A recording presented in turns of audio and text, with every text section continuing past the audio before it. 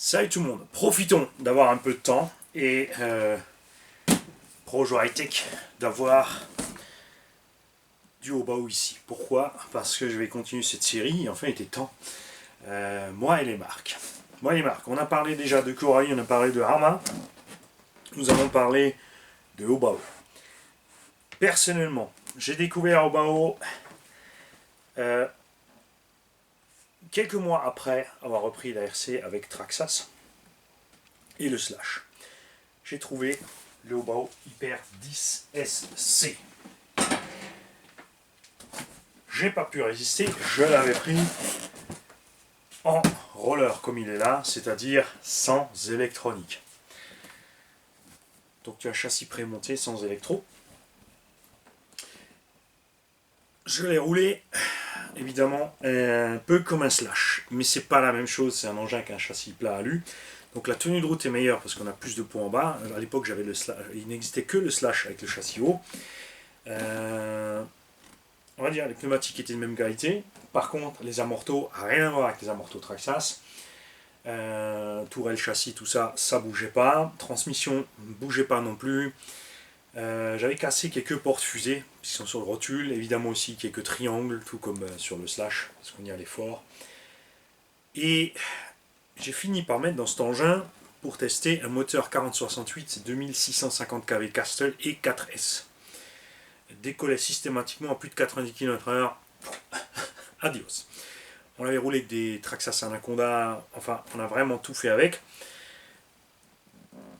Donc la différence avec le Traxxas, on peut dire, c'est que, évidemment, surtout comme dit, je répète, avec ce châssis TG, c'était la tenue de route, tous les réglages qui étaient plus axés circuit, parce que cet engin est plus axé circuit. Évidemment, c'est pas la solidité non plus d'un Losi TNSCT E3.0, mais genre les châssis de compète 500-600 euros, alors que ça, 200 euros. Tu vois, c'est sympa, il y a de quoi faire.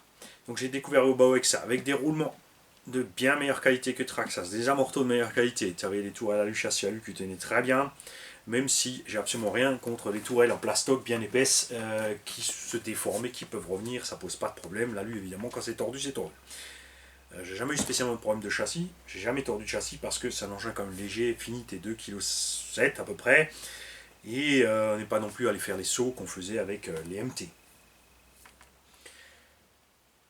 Suite à ça, j'avais testé la Haut-Baou Hyper SS, donc version piste, la GTB, ou GT, ouais, si la GT, et juste avant la Haut-Baou GT, j'avais la Honor piste, enfin c'était une version Dirty Oval,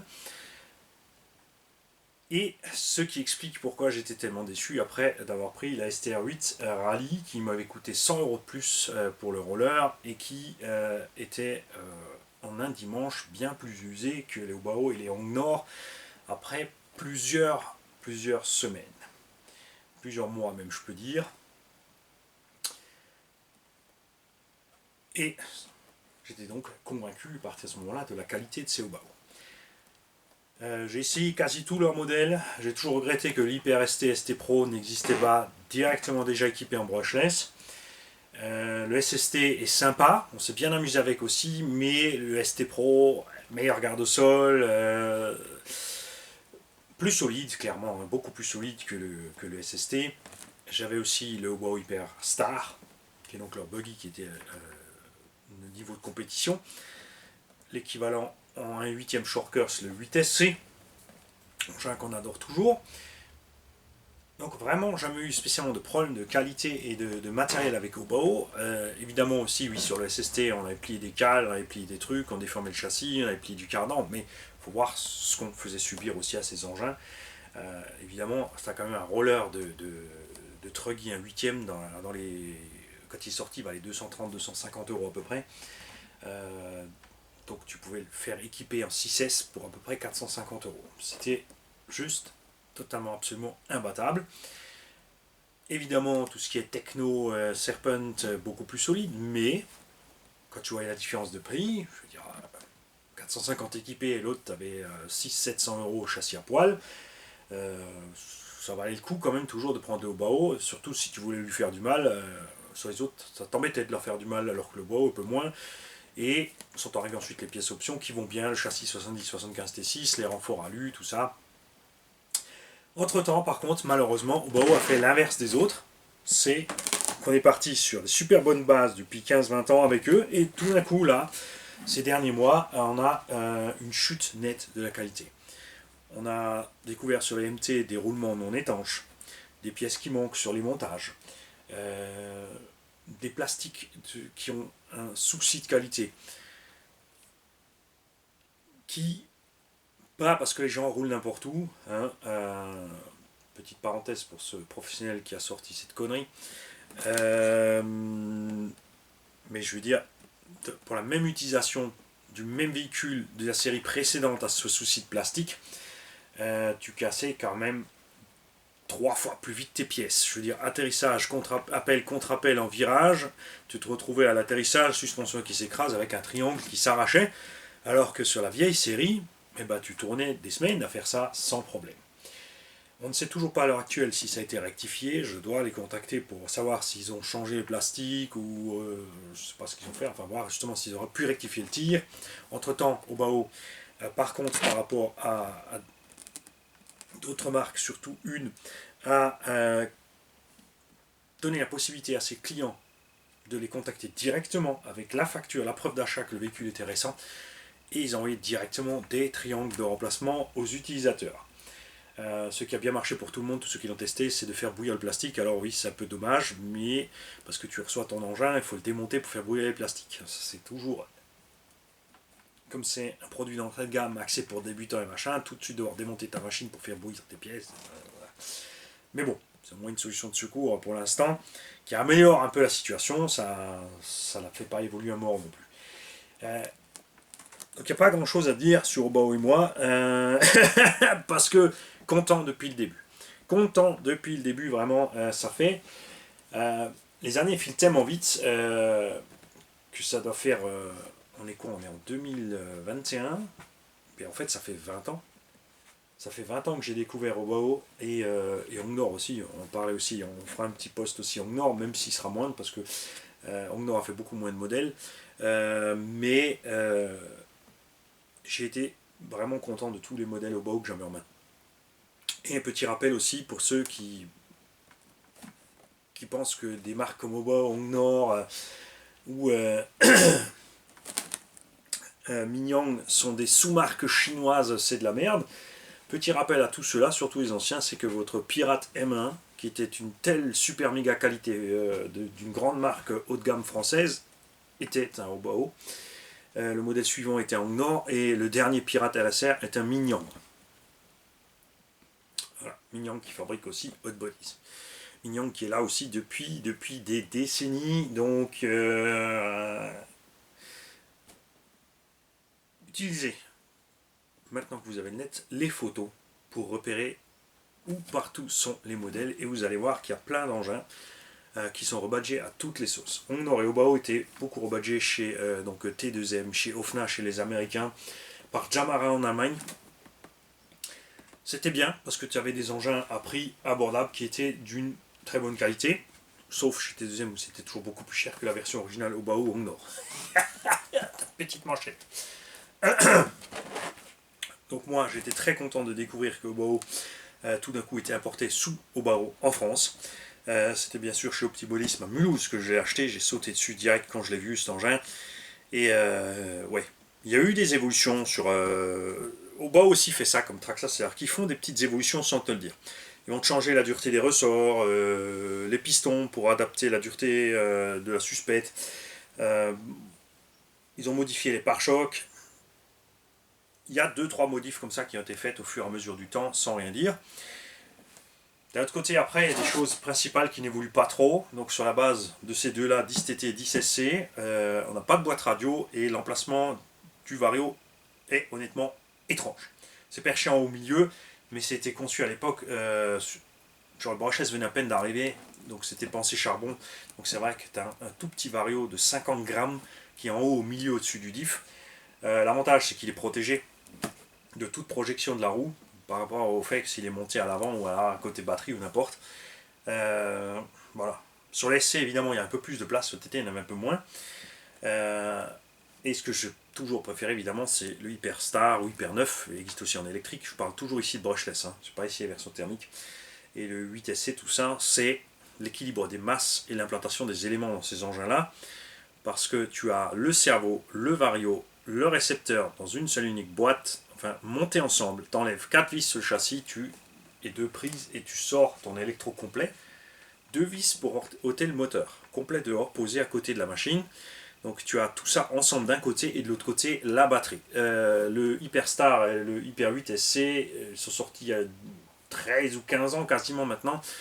Et c'est seulement maintenant que les constructeurs actuels de compétition reproduisent cet équilibre. Ils ont juste avancé un peu plus les masses. On a S-Works, Techno, Hot Bodies, tout le monde ramène ça vers l'avant, avec un gros inconvénient par contre par rapport au Hyperstar et au Hyper 8, c'est la place du moteur. Dans le Hyper 8 et l'Hyperstar, tu as de la place pour mettre un moteur de 82 mm de long. Dans tous les nouveaux trucs de compète, tu es réduit à 68 mm. Et pour l'utilisateur de loisirs, c'est nul parce que ces moteurs, bien sûr, ont évolué avec les modes turbo et les machins. Tu arrives au même perf. Par contre, plus de chauffe, plus de conso, moins d'autonomie. Et l'utilisateur de loisirs, c'est pas son truc. Donc c'est un peu dommage. Obao en ce moment est en train de nous ressortir justement les engins qu'ils avaient arrêtés depuis un moment, le 10ST, le 10TT, le 10TT, le 10TT, le 10SC, le 8SC. J'espère qu'ils vont ressortir le Hyperstar. Quand même, ça serait sympa aussi. Surtout sur le prix où il était au départ. Mon Hyperstar, je l'avais payé 360 €, mon premier kit Hyperstar. Ce qui était quand même bien moins cher que tous les concurrents pour un engin qui est quand même déjà tout en 70-75, qui est, comme dit, très bien équilibré. Il avait déjà des petits roulements, il a un poids plume. Déjà à ce moment-là, il était à 3,5 kg. Il fallait attendre Techno RC pour passer la barre de ces trucs-là. Tous les autres sont 3,8 kg par là, jusqu'à 4 kg. On parle d'équipé en 6S. Donc voilà. Les boîtes n'ont pas évolué aussi chez Obao, c'est couillon, hein, mais point de vue marketing, ça peut faire fuir aussi des utilisateurs qui vont voir cette vieille radio archaïque là-dessus, qui vont dire mais c'est quoi cette histoire. Ils vont voir, comme dit, le charbon, le machin, le bidule. Là, il y a un peu de boulot à faire chez Obao. Ils sont toujours restés dans cette vieille optique. Ils ont ressorti le Hyper ST Pro aussi, on a pu voir chez Papa Vartel, qu'il est à nouveau disponible. Par contre, là aussi, dégradation de la qualité, le nouveau ST Pro, enfin, c'était on va dire une phase 2, un châssis de moins bonne qualité, il n'a plus des diff spider partout, puisque le tout premier ST Pro avait toutes les options dessus. Il avait les diff spider, il avait tous les CVD. Entre temps aussi, on a vu qu'on avait des CVD qui étaient plus flexibles. On avait un problème de CVD. Dans la boîte que j'ai reçue ici, on a des CVD noirs et des chromes. Et accessoirement, les chromes sont trop courts pour l'arrière, ils se déboîtent dans certains travails de suspension. Et moi, j'avais un ST Pro ancienne génération ici, et normalement, c'est les cardans noirs qui étaient derrière et les chromes devant. Donc on verra ça au moment de le monter. Donc ça, c'est dommage, vraiment, j'insiste là-dessus. Ces derniers temps, au Obao, une petite chute de qualité. Là, on a encore les prix qui sont remontés d'un cran, et on ne sait toujours pas. Donc je vais les recontacter, je veux en avoir le cœur net, je veux savoir ce qu'il en est. S'ils ont remis le couvert vers le haut. On a eu aussi une série entre temps, parce que même moi je l'ai eu. J'avais le premier 10SC super solide, et ensuite je me suis retrouvé avec un qui avait des cardans, des tubes de cardans alu. C'était très vite endommagé. Triangle de suspension aussi, on a eu une période où j'avais des casses à récurrence, surtout au niveau des axes, on déchirait le triangle là-bas. Vous l'avez vu sur le dernier que j'ai eu, où on a mis la carbone cassable blanche par contre.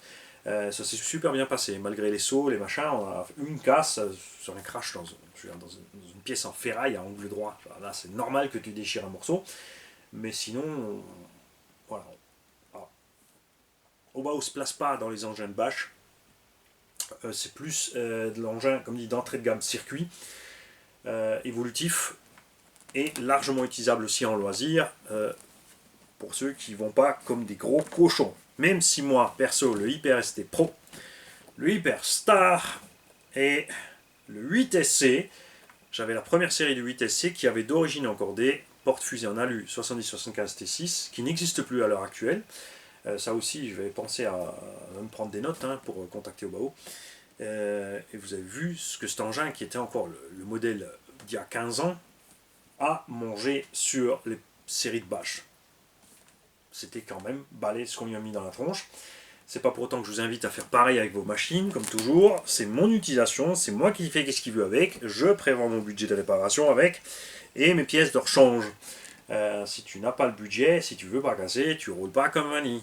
C'est pas le bon exemple. J'y tiens. Chacun s'amuse à sa façon.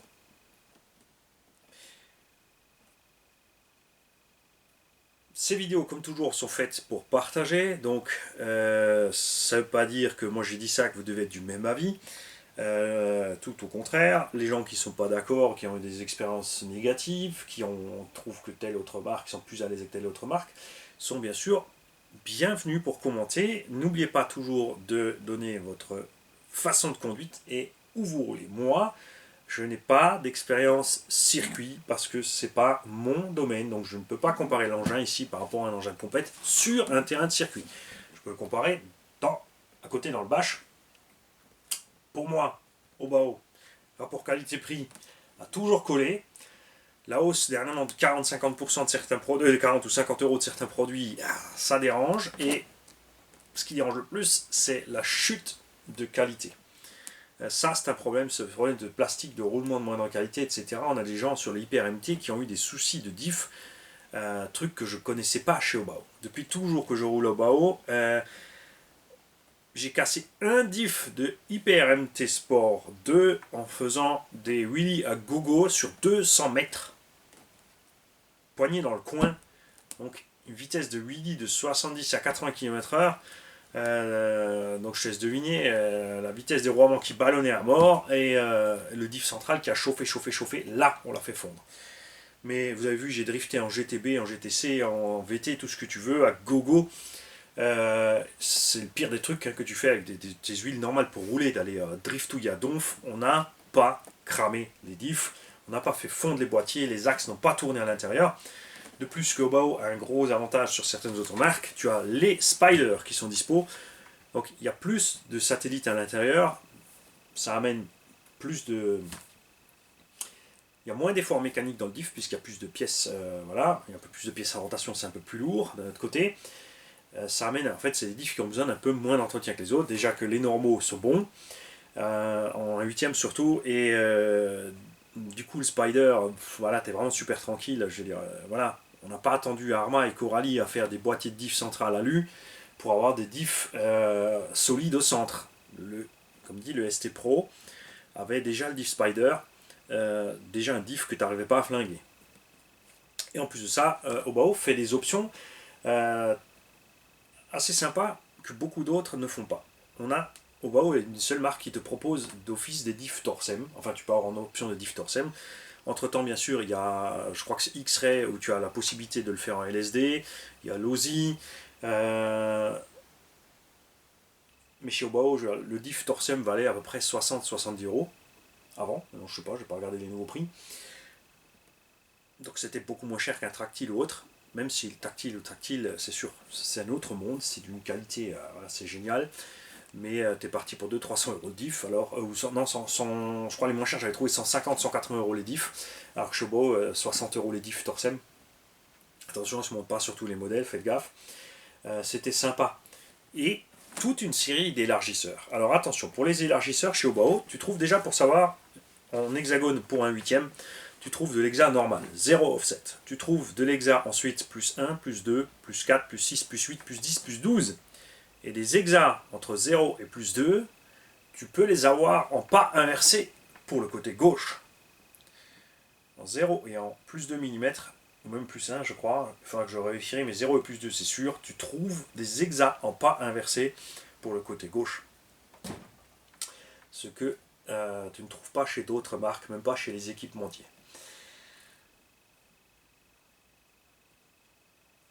Pneumatique. Point important qu'on a oublié, chez Traxxas on a toujours eu, enfin maintenant ça commence à s'améliorer, hein, mais ça a mis du temps, hein, t'imagines, c'est 20 ans plus tard, on commence à avoir des pneus sur le hausse par exemple qui tiennent le coup. Ça fait pas beaucoup de modèles où ça fait un bon pneu. Chez Obao, les roues d'origine du 10cc jamais eu de soucis. Les roues du Truggy non plus. On a eu par contre des soucis avec les SST. Sur des atterrissages durs, jantes qui cassent. En 6S, si tu perces pas ta bande de roulement, si tu fais mouliner, ouais, t'exploses tes pneus de SST. Les roues de ST Pro, j'en ai toujours pris soin parce que je les ai toujours trouvées chouettes. Ça c'est con, hein. Mais j'ai jamais vraiment bâché avec les jantes à bâton et les pneus d'origine au bas haut. Ou alors, comme dit, tu fais gaffe, je perçais la bande de roulement et en 6S, dès que ça ballonne, tu lâches un peu les gaz, tu n'exploses pas tes pneus. Sur les MT, les pneus sont solides, mais j'ai jamais aimé ces pneus. J'aimais ceux du MT1. Ceux du MT1 étaient géniaux. J'ai jamais aimé ceux du MT2 et encore moins celui du. Ouais, le MT2 c'est le long, pardon. Je parlais. Alors, il y a eu le MT Sport 1, le court, normal, 370 mm. Les pneus d'origine qu'il y avait dessus avec la carreau, l'ancienne carreau dont j'avais fait Tigrou, pour ceux qui savent, qui suivent la chaîne. Donc la carreau qui était un peu une évolution écrabouillée de la carreau du ST Pro, pas vraiment une carreau d'MT, ces roues-là étaient géniales. Les roues ensuite qu'ils ont fait avec la carreau avec le pick-up, celles-là, je les ai jamais vraiment aimées. Et les roues du MT2, ouais, elles ballonnent à mort, elles encaissent à tout ce que tu veux, mais ouais, c'est une taille qui me convient pas, le profil me plaît pas, mais c'est vrai que ça flingue pas.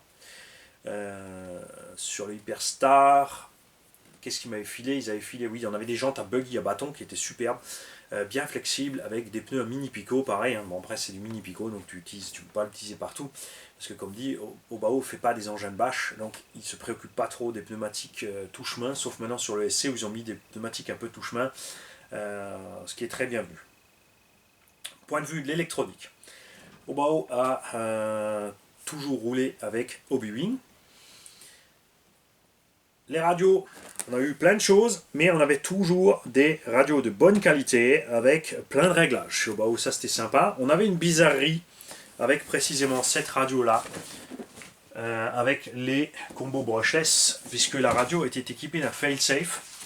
Et quand tu avais une perte radio, même si le fail-safe était réglé, tu n'arrivais pas à en faire autrement qu'un court instant, pendant une seconde, l'engin mettait un coup de gaz quand même. Donc très dangereux si tu étais à l'arrêt ou sur place ou n'importe quoi. Cas de perte radio, l'engin mettait une seconde, une impulsion de gaz et ça partait. Mais bon, ça n'a pas duré longtemps, ils ont changé la radio, donc les nouvelles radios sont chouettes. Elles ont des réglages de butée de gaz et de frein séparés, donc ça c'est cool, donc niveau équipement c'est bon. Les servos, on était moyen sur les servos et ils ont évolué sur un servo de 18 kg d'office. Et il n'existe que celui-là, ça veut dire que même les 1 dixième RTR sont livrés avec le servo de 18 kg. Les buggy, le Truggy ont des servos de 18 kg, le MT aussi, le MT c'est un peu juste. La bête noire chez Obao, c'est le moteur 1/8. Le moteur d'origine 1/8, nul. Franchement, c'est un moteur cool RC, donc on trouve pour une vingtaine d'euros. Obitech avait aussi utilisé ces moteurs à un moment donné avec les versions Elet, même problème, hein, ces moteurs qui consomment beaucoup.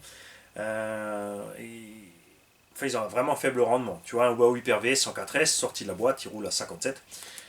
Tu mets un pignon plus gros, tu franchis les 60. Si tu mets, enfin, une dent de plus, si tu mets deux dents de plus, surchauffe. Il n'arrive plus. En 6S, évidemment, tu arrives à rouler plus vite parce que tu prends plus de tours, mais le moteur chauffe à mort. Et dans le temps, ils ne sont pas vraiment super méga fiables. Ça, c'est la bête noire. Et ce même moteur est monté dans le MT et le MT2. Alors là, dans le MT2, tu sais pas ce qu'il fait là, ce moteur. C'est sûr qu'il n'est pas à sa place dans un engin aussi lourd. Donc ça, c'est la bête noire chez Obao. Je les pilonne hein, pour qu'ils changent ce moteur. J'espère qu'ils vont faire quelque chose. Qu'ils vont changer ce moteur. Je comprends qu'ils restent sur un moteur unique dans les RTR, comme font beaucoup de marques. Chez Armat, tu as le 2050 kV, chez Traxxas, c'est le 2200, chez eux, c'était un 2000.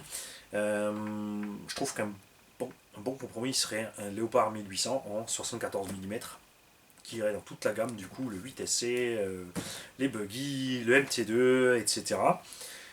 Pour les indices, ils ont un moteur 3650 4000 kV, parce que Obao pense circuit, même pour les 1.8, hein, c'est pareil, eux ils pensent évolution circuit. C'est vrai qu'un buggy débutant qui fait un petit 55-60 sur un circuit pour débuter, ok, c'est bienvenu. Je dis pas le contraire. Mais voilà, la concurrence entre-temps s'est armée aussi. Je veux dire, Team Magic avait un moment euh, qui est plus facile à trouver maintenant, qui était dur à trouver à l'époque, qui avait aussi passé une période noire avec des moteurs du même goût LRC, les mêmes qu'avait mis Obitech. Ils se sont tous fait piéger avec ces moteurs, hein, en fait. Hein. Je veux dire, le fabricant leur a vendu du bon moteur et finalement, c'était pas du bon moteur, pas fiable.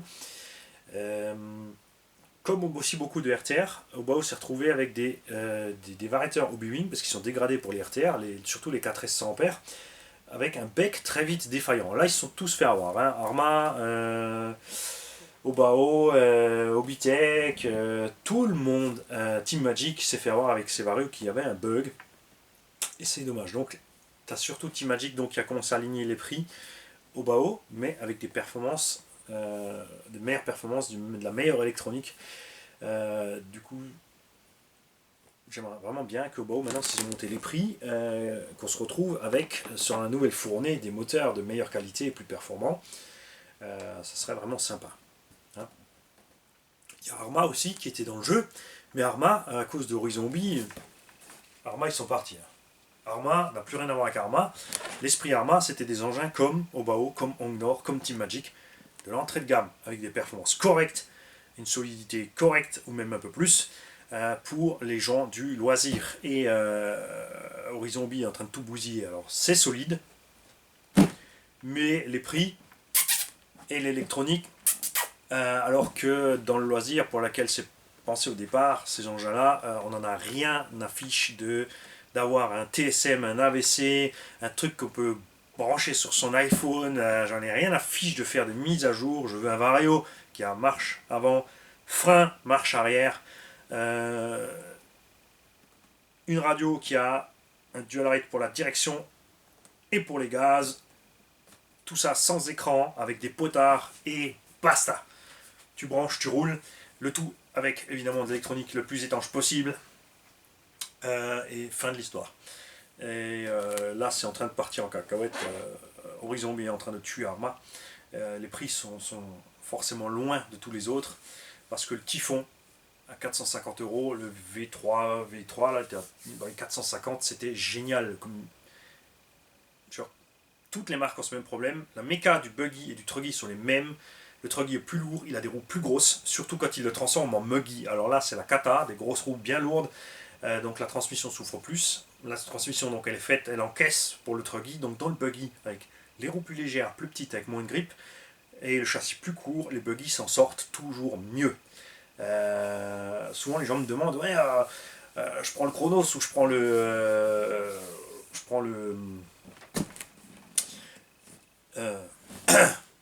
le Creighton. Je leur dis, prends le Talion.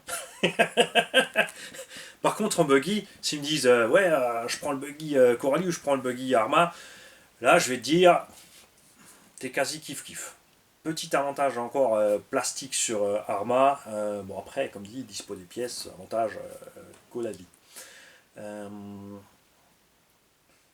voilà. Donc, en buggy, je veux dire, c'est dommage. C'est dommage qu'on est en train de perdre Arma et machin. Donc, en buggy, pour les débutants, reste le Boa Hyper VS. Reste le Team Magic B8ER. Le VS, c'est une évolution du SS qui a un petit inconvénient sur le SS. Le SS avait toutes les cales en alu. Le VS a des cales avant en plastique qui peuvent s'avérer être fragiles. Il existe une option alu, même une option alu chinoise qui est pas chère, qui va très bien pour ceux qui sont intéressés. Le Team Magic B8, ouais, il est archaïque. Il est archaïque, mais il fonctionne. Il existe aussi plein d'options alu. Par contre, chez Team Magic, c'est très très cher les options alu. Et après, justement, on avait le Arma qui était venu foutre sa merde là-dedans. Et heureusement, c'était génial, franchement. Le Coralie aussi. Il aurait été bien placé là-dedans. Coralie a eu la bonne idée de faire juste une version 4S pour déplacer un peu le prix vers le bas. Donc eux, ils sont encore là-dedans. Ils ont placé le produit là où les autres ne sont plus. Comme dit, le B8R a été un peu déplacé, un peu dépassé point de vue technique.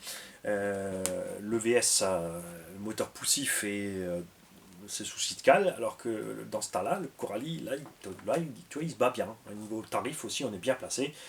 niveau de dispo des pièces aussi. Donc j'espère que Obao va réagir, parce que le VS est sympa par rapport au SS, parce que tu peux placer plus d'options pour ceux qui roulent circuit.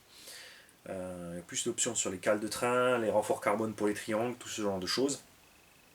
Ce que Obao a aussi toujours fait, que j'adore, c'est la GTB, c'est-à-dire le châssis piste long. Dernièrement, j'ai pu voir dans certains descriptifs un problème. Donc j'ai posé la question, Robitronic a fait une erreur de descriptif. Ils ont écrit Obao GTB, GTLE, donc châssis long, VT. Donc là, on s'est tous dit, merde, ils ont fait la VT en long, ils nous ont pas prévenus, on ne sait pas. J'ai contacté Robitronic, pas de réponse. Obao, je ne me suis pas encore pris le temps d'écrire le mail, parce qu'il m'aurait répondu direct, je pense bien. Je crois, il est descriptif tout simplement. J'ai contacté Manizer C-Shop en Autriche. Lui, tout de suite, il a ouvert un carton. Ça, c'est de la boutique. Il a ouvert un carton. Il a dit, oh, stop. Ouais, t'as raison, c'est pas du tout la VT. Hein. C'est toujours la GTB, donc la vieille avec la carreau GTR. C'est pas le châssis plat. J'adore évidemment la VT, justement, la version piste. Le buggy, c'est le VS. Chaque fois, j'inverse les deux. Parce que moi, je pense à T pour tout terrain. Donc la VT sur la piste, j'adore, est génial. La carreau, t'aimes ou t'aimes pas, les carreaux ça change. Tu peux mettre le carbone dedans, les tourelles carbone, tout ce qu'il faut. Franchement, un engin de piste génial. 250 € pour le roller. Bon, maintenant il est passé à 300. Là, ça fait mal tout de suite. Hein. Mais, vous l'avez vu en vidéo, on l'a fait genre, avec les mêmes huiles de diff qu'une MGT8. Comme GT7, ils sont pas encore la 8. Comportement kiff-kiff. Même réglage d'amorto et d'huile de diff, même pneumatique, les engins se valent, tu es roue dans les roues. Évidemment, chez Mugen, X-Ray et compagnie, la qualité des matériaux est un cran au-dessus. Pour le compétiteur, ou les gens pointus, ou les gens qui aiment tu vois, le beau, je comprends. Pour l'utilisateur loisir, franchement, Obao sur la piste, ça reste une tuerie. Et c'est pour ça aussi que j'ai repris une Obao piste, parce que sur le circuit, ils ont tous pris les X-Ray, parce que c'est X-Ray. Et donc j'ai repris une Obao. Bon, on va la modifier un petit peu, elle aura un truc différent des autres, mais comme dit, on l'avait fait, vous l'avez vu, tu peux mettre les diffs Torsem dans ta Obao VT, on a quelques vidéos déjà à ce sujet. Tu mets les diffs Torsem centré avant, et t'es bien parti. Faites gaffe avec le nombre de dents, couronne, pignon. Ça, il faudra vérifier sur la VT par rapport au Torsem. Sur la GTB GTS, ça allait bien puisque les Torsem étaient prévus pour la série SS. Donc attention, dans la série VT, ça va pas forcément aller. Il y a des petits trucs avec la longueur des noix, cardan avant, tout ça. Mais au centre, c'est sûr, ça passe, il n'y a pas de problème. Et voilà, c'est ce que j'aime à Obao, c'est ce prix. Qualité-prix, ok. C'est pas la meilleure des qualités, mais par rapport au prix, ça colle. Par rapport à des marques qui sont vendues plus chères et qui sont de moins bonne qualité. Dans ce lot-là, par exemple, pour vous montrer, la GT Obao ou la VT sont beaucoup moins chères que les GT Kyosho qui ne tiennent pas du tout la distance. Hein, je sais, les fans de Kyosho là vont s'énerver, mais je suis désolé. Le Inferno coûte 650 €, amorto en plastique, diff en 6S, ils sont à la ramasse, ça chauffe, ça fume, ça craque. Le vieux châssis alu d'il y a 15-20 ans, comme Obao aussi, mais sauf que on a un cran d'épaisseur en dessous, et sur la piste ça peut passer honnêtement, mais le châssis flex en roulant, tourelle aussi, tout ça, sur la piste ça va, mais en version buggy par contre, le Inferno Neo, est vendu plus cher en 4S RTR que les concurrents en 6S.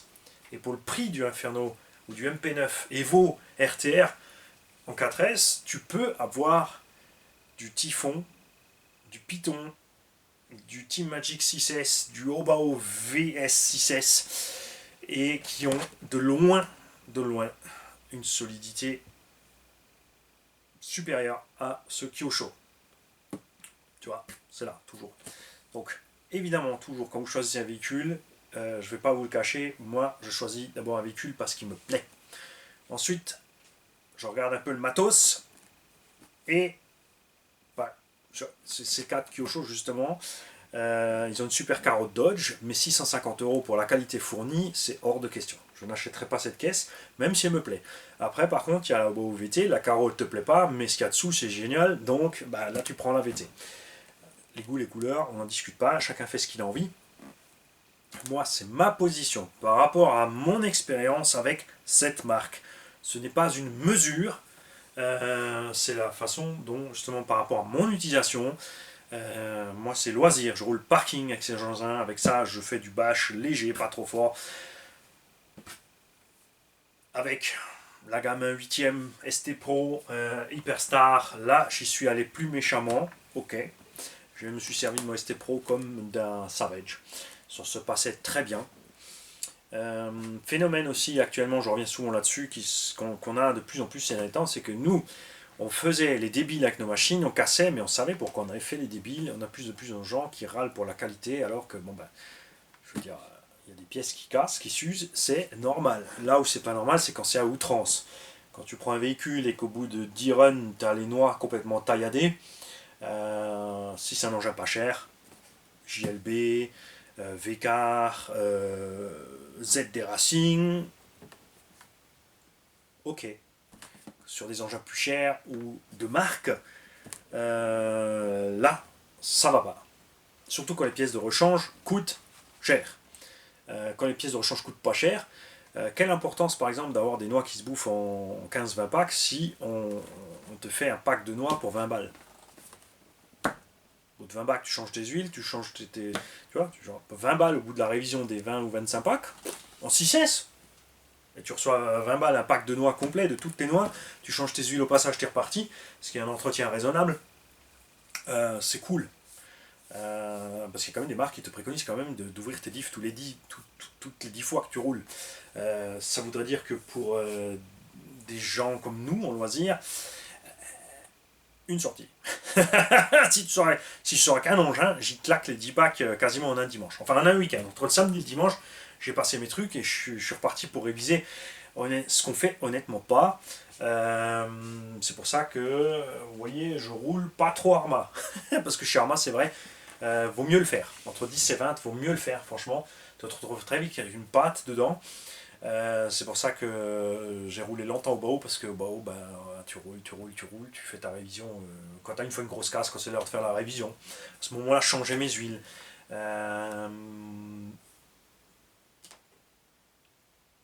Sur Traxxas, on peut râler comme on veut avec Traxxas, depuis la nouvelle génération d'engins Traxxas, Erevo 2, X-Max, TRX4, tout ça. L'UDR, là, tu as intérêt à faire tes huiles, je te le dis. Mais les autres, regardez le X-Max, on roule tranquillement toute l'année et on fait une révision annuelle pour dire qu'on a fait une révision. Et encore, ces derniers temps, je roule et j'attends la case du diff avant de changer un diff complet. Parce que tu arrives à avoir un diff complet à un prix acceptable, donc entre l'ouvrir toutes les 10 fois, changer les huiles, au bout d'un moment casser le joint, endommager finalement le plastique du carter, risquer qu'une vis s'arrache au bout de 10 fois que tu l'as ouvert fermé, ma foi, on laisse comme ça, voilà. Et je vais peut-être même m'habituer à faire autre chose, c'est-à-dire de rincer mon X-Max, acheter un train avant, un train arrière complet chez RC Buddy, et ensuite vous faire gagner les pièces qui restent. Enfin, c'est une idée aussi, hein. Voilà. Donc on a parlé de l'électro, on a parlé des diffs, de la transmission, pneumatique, carrosserie. Alors carrosserie, oui, encore carrosserie. On avait toujours en qualité du Lexan un cran au-dessus de ce que faisait Traxxas, mais c'est pas une référence parce que Traxxas a toujours fait du papier mâché comme HPI et compagnie. Ça s'est amélioré ces derniers temps. Ça reste du Lexan, les constructeurs restent sur les RTR radins sur le Lexan parce que tu peux acheter des carreaux par exemple en rally game avec des options plus épaisses chez deltaplastic.it. Tu peux partir sur le plastique du Lexan 1 mm, en 1/5 tu as du 1 mm 5, même de l'option 2 sur certains. C'est un poil plus lourd, c'est vrai, mais franchement, si sur ces engins là on avait des carreaux en Lexan 1 mm 5, mais franchement même 2, allez, mettez-nous 2. Pour la différence de poids en plus qui est ridicule, eh ben, on serait vraiment super méga content. Donc il serait temps de se pencher dessus sur ça. Après je ne sais pas si c'est un problème de travail du Lexan, puisqu'on a vu ça avec Elsa CRC, j'aurais proposé de se pencher sur Lexan pour reproduire justement les carreaux qu'on ne trouve plus. Hyper ST Pro, tout ça, des trucs, bon, maintenant ça va revenir, donc ça va aller, mais de permettre aux gens qui ont des carrosseries qu'on ne peut plus avoir, qui en ont encore, de les envoyer pour les reproduire, et en fait c'est avéré que le Lexan est beaucoup plus pénible à travailler que la matière des carreaux renforcés. Et ça c'est un peu dommage, parce que franchement avoir des carreaux transparents à peindre en 2 mm, moi je serais heureux, parce que 2 mm c'est hyper solide, surtout sur des petits engins indices comme ça légers sous 3 kg. T'envoies ça à un peintre comme BBR, comme Emi Design, comme RC Painters et tout ça, tous ceux que vous connaissez, et à la fin bah, t'es content parce que t'as une carrosserie super solide avec une super belle peinture. Voilà. Mais ça c'est une autre parenthèse. Je m'égare. Donc j'aime toujours Obao, déçu ces derniers temps, surpris qu'ils aient ressorti, surpris positivement qu'ils aient ressorti de ces engins-là. Dommage qu'ils n'aient pas profité de ressortir ces engins pour faire des upgrades. J'attends aussi impatiemment le remplacement du SST, donc le Truggy, par un VST. Donc le VS mais en Truggy, avec évidemment tout de suite, comme on a sur la VT, donc la piste a une cale de train avant alu, alors que le tout-terrain a la plastique. On aimerait voir ça d'office sur le Truggy, et je pense que vraiment oui, le Truggy nécessiterait aussi d'origine tout de suite soit les cales de train de renfort central alu, soit de préférence évidemment le châssis alu, ou alors qu'ils aient voulu le SST, qui le sort tout de suite avec le châssis 70-75, les cales alu, les tourelles aussi, parce que les tourelles d'origine 60-61 se plient sur la SST. Sur la première série, il n'avait pas ce problème. Sur la dernière série, on a constaté ça aussi. Donc, tu es obligé de prendre les tourelles option, les renforts option, le châssis option. À 250 €, bon, tu avais le châssis, les tourelles, tu étais à 350-400. Là, maintenant, le nouveau prix, c'est 300. Tu es arrivé à 450. Sachant que tu peux avoir des engins de compète déjà de la génération précédente, puisqu'en compétition ils aiment bien avoir des nouvelles générations. Tu prends la génération précédente, souvent qui est bradée dans les 550 par là, ça vaut plus le coup. Ça vaut plus le coup et c'est dommage. Évolution des triangles, parce que sur la SST on a toujours ce problème de faut des jantes à déport. Pas toujours facile à trouver, pas tout s'adapte sur ce SST niveau des roues, des jantes. Donc qu'ils fassent quelque chose où tu peux utiliser plus de jantes génériques, ça serait bien. Ils ont sorti le ST Pro, là tu es obligé à prendre des jantes avec offset, t'as pas le choix. Quand on montre à kit, on se penchera dessus. Donc voilà. J'aimerais attendre d'envoyer un mail à Obo, que cette vidéo soit sortie, et d'avoir tous vos commentaires en dessous sous les retours. Moi, comme dit, sur cette gamme-là, j'aimerais une boîte de réception et une évolution du montage de là où on met le variateur, ou de la place nécessaire pour le fixer sans devoir modifier.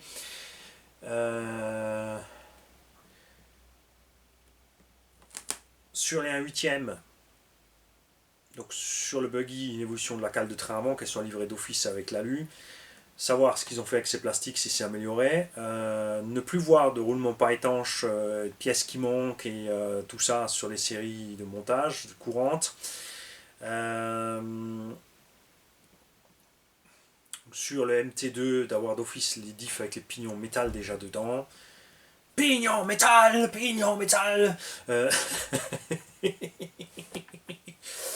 Y a une modif sympa aussi, un abonné m'en a parlé.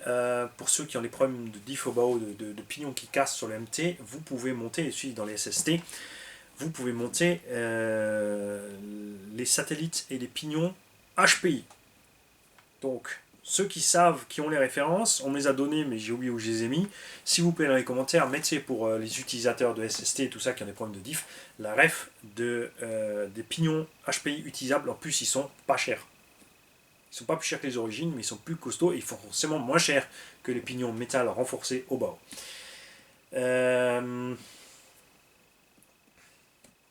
On aimerait que la GTB évolue, que ce soit une VTB. On aimerait donc un VS Truggy aussi. Tout ce genre de choses, des petites évolutions sympathiques, mais que Obao reste dans la gamme où ils sont. C'est-à-dire l'entrée de gamme à prix abordable pour une solidité correcte par rapport aux tarifs. Évidemment, on n'a rien contre s'ils nous font des tanks au tarif abordable. Ça, c'est sûr, on va pas se plaindre. Hein? Mais on peut pas tout avoir. Ouais, donc je vous attends. Et on aimerait aussi qu'ils ressortent certaines options qu'ils avaient sur ces vieux véhicules, qui ne sont plus disponibles pour l'instant. J'espère qu'on va revoir ces options arriver, qui étaient sympas. Là, c'était vraiment sympa dans les porte-fusées alu. Bon, c'était pas eux qui faisaient ça, c'était des équipementiers. Donc peut-être que les équipementiers vont nous les ressortir, peut-être qu'Obaou va le faire eux-mêmes. Sur le 8SC, on aimerait revenir les étriers 70-75 T6. Sur l'Hyperstar, fallait rien en option. C'est pas compliqué. Peut-être la cale de renfort châssis avant pour dire qu'on l'a. Ça s'arrête là. Et comme je vous le dis toujours, vous pouvez le voir, c'est pas parce que j'adore une marque que quand ils font de la merde, on peut le dire, je leur rentre pas dedans. Obaou a merdé avec cette histoire de plastique, on les a contactés en direct. Eux, il n'y a pas eu besoin de leur rentrer dedans, c'est ça le truc. C'est ce que je vous dis, on n'a pas été obligé de leur rentrer dedans. On a contacté, on a eu une réponse, on a eu une réaction. Et ce qui fait donc, même s'ils ont des problèmes et des soucis, que on les aime. Voilà. Et là, je m'arrête. J'ai soif. Pour du café, j'ai la gorge sèche. Ouais, je sais, il n'y a pas de structure dans la vidéo, ça part pêle-mêle. Je mettrai pas de timecode en dessous avec on parle d'électron, on parle du machin, on parle du bidule, on parle du truc. Parce que c'est bien pour l'utilisateur, parce qu'il trouve ces petits chapitres. Mais ça m'obligerait à faire un storyboard. Et du coup, la vidéo sera plus spontanée. Faudra te dire, bon là je vais parler de l'électronique, qu'est-ce qu'on met de l'électronique, on fait des petites notes, qu'est-ce qu'on met là, qu'est-ce qu'on met là. Alors tu vas me dire, ouais mais ça fait plus professionnel. Mais je suis pas un foutu pro de la vidéo les gars, je suis un pro de rien du tout. Je suis un pro de... Si, je suis pro pour m'amuser. Là je suis bon, je suis vraiment bon pour m'amuser et énerver les autres. Ça c'est mon domaine à 200%. Salut.